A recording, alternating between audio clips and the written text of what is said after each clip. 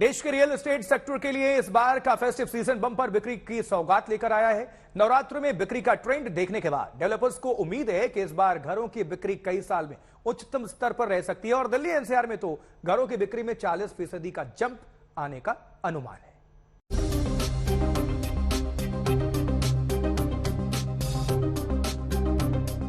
इस बार के festive season से पहले घरों की बिक्री पर महंगाई, होम लोन की बढ़ती ईएमआई समेत कई तरह के ग्रहण मंडरा रहे हैं।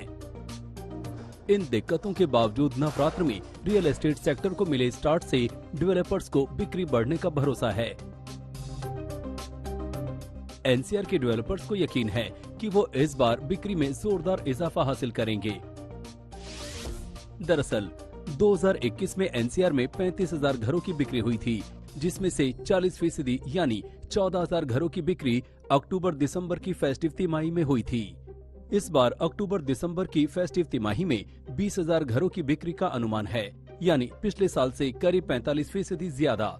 इसकी वजह है एनसीआर में 25,000 यूनिट्स के लॉन्च, रेडी टू मूव घरों की सप्लाई और डेवलपर्स के शानदार डिस्काउंट और ऑफर्स।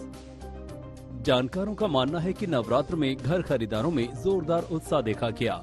इससे दिवाली के बाद भी दिसंबर तक बिक्री में बढ़ोतरी का अनुमान है। बायर के उसके घर खरीदने का निर्णय उसकी सेविंग, उसके करंट इनकम, उसके फ्यूचर एक्सपेक्टेड इनकम के आधार पे होता है।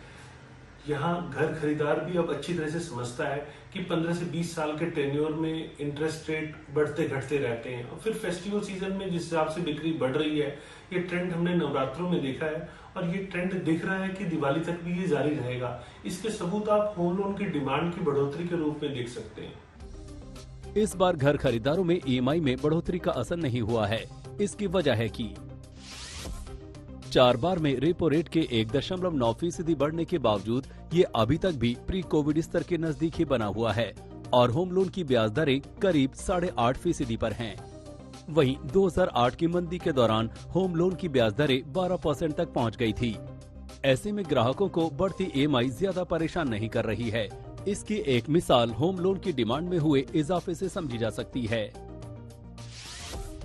बैंकों का होम लोन बकाया 5 साल में 2 गुना होकर 16.85 लाख करोड़ रुपए हो गया है। 2016-17 के आखिर में बैंकों का घर कर्ज बकाया 8.6 लाख करोड़ रुपए था।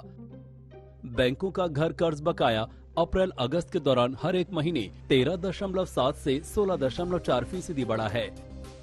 जानकारों का भी दावा है कि होम लोन की बढ़ती ईएमआई फिलहाल तो किसी घर खरीदार के फैसले को प्रभावित नहीं कर रही है।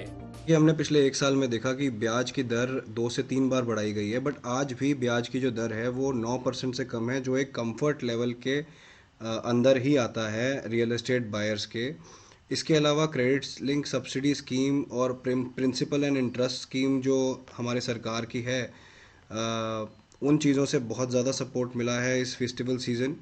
वी आर विटनेसिंग बहुत ही अच्छी demand on independent floors and plotting even in tier 2, tier 3 cities. ऐसे में अगर एनसीआर में आम्रपाली, यूनिटेक, जेपी जैसे बड़े ग्रुप्स के अटके हजारों फ्लैट्स के पोजीशन में भी तेजी आ जाए तो फिर रियल एस्टेट सेक्टर को तेज रफ्तार पकड़ने में मदद मिल सकती है। आदित्य केराना, आज तक।